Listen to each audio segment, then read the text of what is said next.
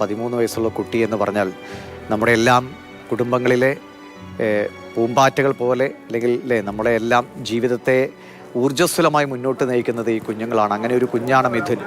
13 വയസ്സിൽ അവൻ നഷ്ടപ്പെട്ടു പോകുമ്പോൾ അനുഭവിക്കുന്ന വിഷമം ആ കുടുംബം എത്രത്തോളം ആഘാതത്തിലാണ് എന്ന് മറ്റൊന്നും നമ്മൾ പറയേണ്ടതില്ല.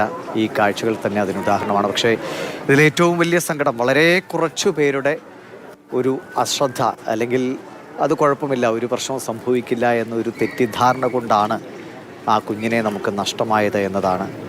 കുഞ്ഞുങ്ങൾ കളിക്കും, കളിക്കണം, അങ്ങനെ തന്നെ കുട്ടികൾ വളരണം. പക്ഷേ അത് സുരക്ഷിതമായ സാഹചര്യങ്ങളാവുക എന്നത് ഉറപ്പുവരുത്തേണ്ടത് കുട്ടികൾ ഇടപെടുന്ന ഇടങ്ങളിലെ മനുഷ്യരാണ്, മുതിർന്നവരാണ്. സ്കൂളാകട്ടെ, വീടുകളാകട്ടെ, മറ്റിടങ്ങളാകട്ടെ. പക്ഷേ അതിൽ നമുക്ക് വന്ന ഇതിപ്പോൾ മൊത്തം ആളുകളെ നമ്മൾ അടച്ചാക്ഷേപിക്കുന്നതിലോ അവരെ ഒരു ക്രൂരന്മാരായി പറയുന്നതിലോ ചില സമയങ്ങളിൽ വരുന്ന ഒരു അശ്രദ്ധ, ഉദാസീനത, അത് ഏറ്റവും സങ്കടകരമായ ഒരു അനുഭവമായി നമ്മുടെ മുന്നിൽ നിൽക്കുകയാണ്. രാഹുൽ ജി നാഥ് അവിടെ നിന്നുണ്ട്. രാഹുൽ, കാണാൻ കഴിയില്ല ഈ ദൃശ്യങ്ങൾ. രാഹുലിന് അവിടെ നിന്ന് പറയാൻ പോലും ബുദ്ധിമുട്ടാകുമെന്നും എനിക്കറിയാം. പക്ഷേ നമുക്ക് മറ്റു മനുഷ്യരോട് ഈ ജീവിതാനുഭവങ്ങൾ പങ്കുവച്ചേ മതിയാകൂ, ഇത് ആവർത്തിക്കാതിരിക്കാനുള്ള സൂചകം എന്ന നിലയിൽ. എങ്ങനെയാണ് വീട്ടിൽ ആളുകൾ ഇപ്പോഴും അങ്ങോട്ടേക്ക് എത്തിക്കൊണ്ടിരിക്കുന്നു? അമ്മ വരാനല്ലേ ഇനി സമയം വളരെ കുറച്ചേ ഉള്ളൂ.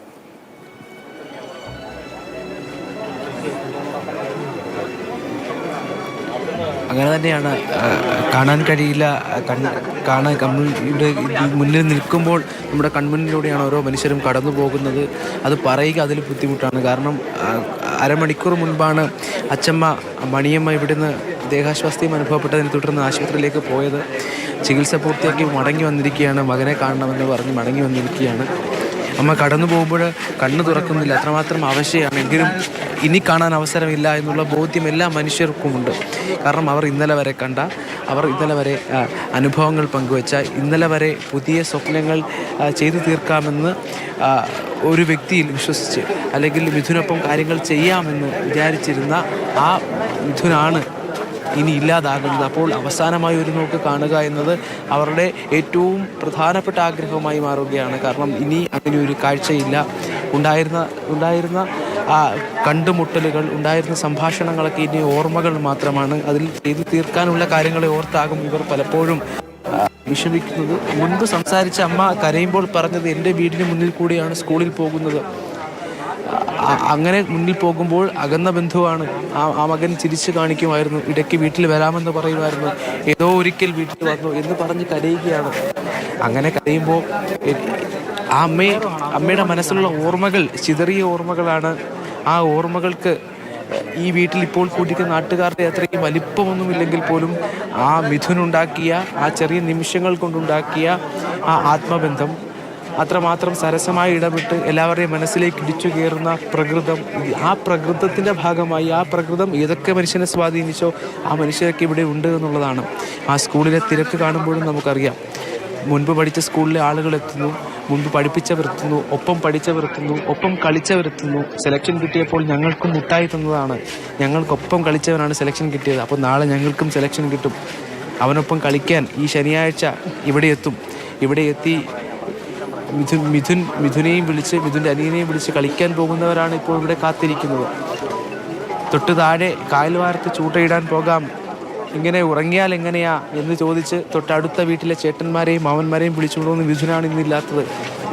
പക്ഷേ ഇന്ന് എല്ലാവരും ഇവിടെ ഉണ്ട്. ഈ ശനിയാഴ്ച ദിവസം സുഹൃത്തുക്കളും ബന്ധുക്കളും നേരത്തെ സൂചിപ്പിച്ച ചേട്ടന്മാരും ഒക്കെ ഇവിടെ ഉണ്ട്. പക്ഷേ മിഥുൻ മാത്രമില്ല എന്നുള്ളതാണ് ഏറ്റവും പ്രധാനപ്പെട്ട കാര്യം.